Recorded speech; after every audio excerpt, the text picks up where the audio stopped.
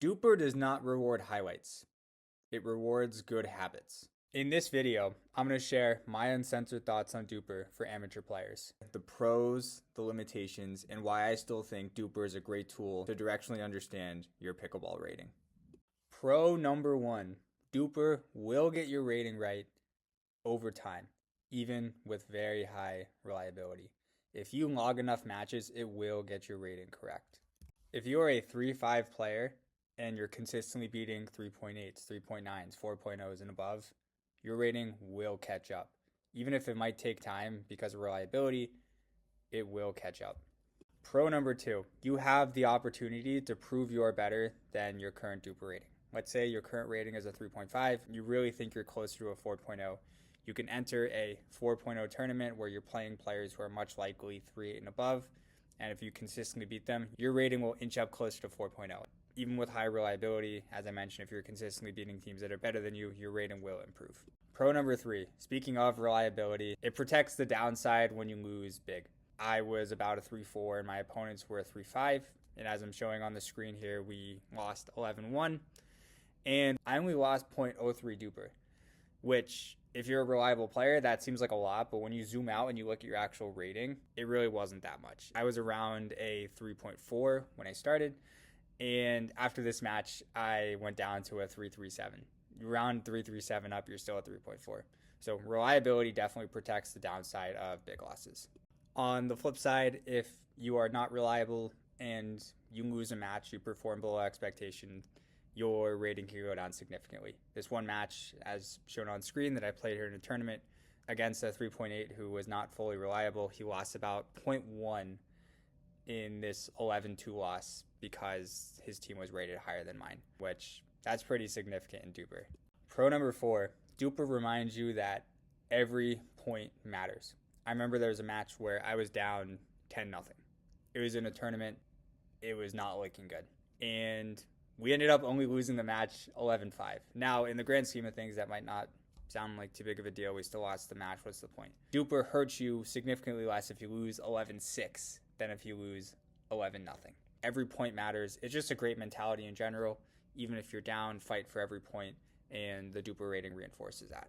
Number five, DUPR gives you structure and goals. If you're a 3-5 today, it's mid-January, and you say, I want to be a 4.0 by April, it's actually a goal of mine, it gives you a real way to achieve that goal. If you're self-rated, there's really no way on paper to determine like, okay, I've moved from a 3.5 self-rating to a 3.75 self-rating to a 4.0, but DUPR allows you to track that and actually see your progress and quantify your results. I think that's super cool, and personally, it's motivated me to get better as a player. All right, that was 5 pros. Here are 5 limitations. Number one, not all ratings are the same. If you are a 3.5 on DUPR, even with 100% reliability, it does not mean you are just as good or not as good as a different 3.5. You can be much worse than someone else who's a 3.5 with 100% reliability. You can be much better than that same player. It doesn't actually guarantee that the level of competition is the same. DUPRs by location can be drastically different. If you're from Florida and if you're from Massachusetts, 3.5 probably doesn't mean the same. 4.0 might not even mean the same. That could be a pro because you could go to one state where the DUPRs are a little bit inflated and just destroy those teams. Obviously, the flip side is true. If the DUPRs are deflated, you can get destroyed by players who you think are the same as you, and it could hurt your DUPR. Number two, DUPR creates a little bit of a mental game. So the positive side of that, as I mentioned, is it can help you set goals. It can help you structure your journey as a pickleball player. I think the con is you start to worry about how do I get my DUPR up versus how do I win games. And that becomes problematic, especially when your DUPR, you and your partner's DUPR is worse than your opponent's DUPR. And if you're in a tournament, you might not care about actually winning that match as much as just like getting enough points to improve your DUPR. And what that could actually do while you're playing, at least in my experience, is say like, okay, like if I was only forecasted to score 4 points by DUPR, I start to not care after I get that 5th point. Whereas if I didn't know their DUPR going in, maybe I could have beaten them. You just never know. And you don't want to put yourself in a spot where like something mentally is affecting the game. it just creates this unnecessary mental part of the game on top of balancing the already mental part of playing in a tournament or playing in DUPR rated sessions. Number 3, climbing can take a lot of time and a lot of matches, especially if you're reliable. If you are a 3-4, you want to get to 4.0, that's going to take a lot of matches. You're not going to win every match, so there's going to be rating fluctuations. You're not going to win every match by an outsized margin that DUPR is going to reward you a lot. Could take a long time to get to 4.0. Number 4, DUPR does not break out your skills into different parts of your game. It assigns one rating for all of your game.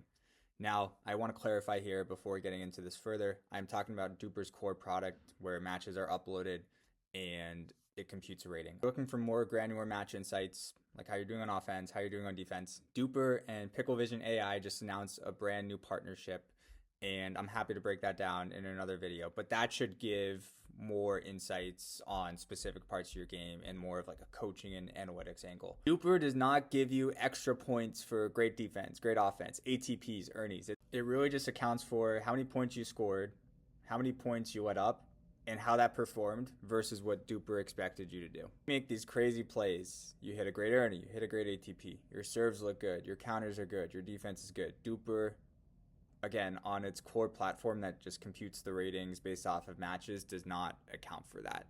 However, the PickleVision and DUPR partnership is exciting from the coaching perspective because it can tell you like where you're strong in your game, where you're weak in your game. So that's super exciting. Number 5, playing up and losing and gaining DUPR. Okay, this one is a big one. Although I think this is a great feature for players who like to play up like me, and I can honestly say I've benefited from this feature. I'm not sure it sounds right to lose a match, especially to the magnitude of 11-4, 11-5, and be in a position where you could still gain DUPR. I think there are a few points in a match that can go either way because of different factors, and punishing a team that still wins by a large margin is, I'm not sure it sounds right, even if you are like outperforming expectations.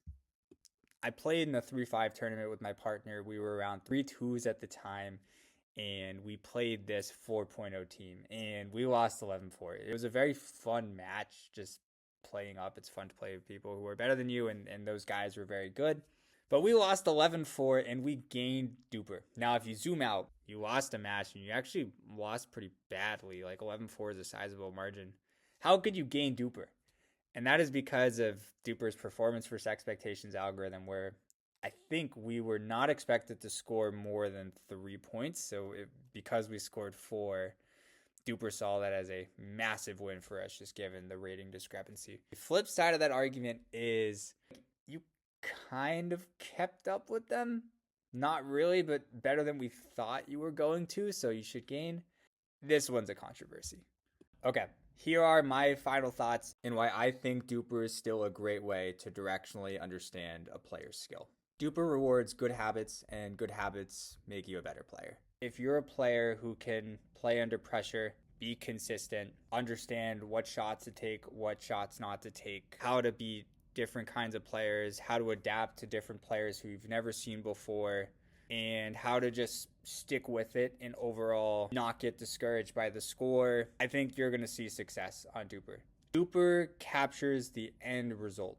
And all of these inputs, those might not be captured on a micro level, but on a macro level, over time, with the thickness of data and more matches that you log in the algorithm, that should be captured. Although DUPR might not be perfect, it should directionally indicate how you play and what kinds of players you see in different skill ranges. What you'll see is, as you progress through different skill levels, whether a player's rating is 0.1 off, 0.3 off, the general habits and the shot selections and decision-making processes are very similar. So the rating might not be perfect, but the overall style of game for a lot of amateur players between, like, let's call it 2.5 and 4, I would say that's true. Thanks for watching, everyone. Hope everyone enjoyed this video. Comment below. Do you agree? Do you disagree? Would love to hear everyone's thoughts. And see you next time.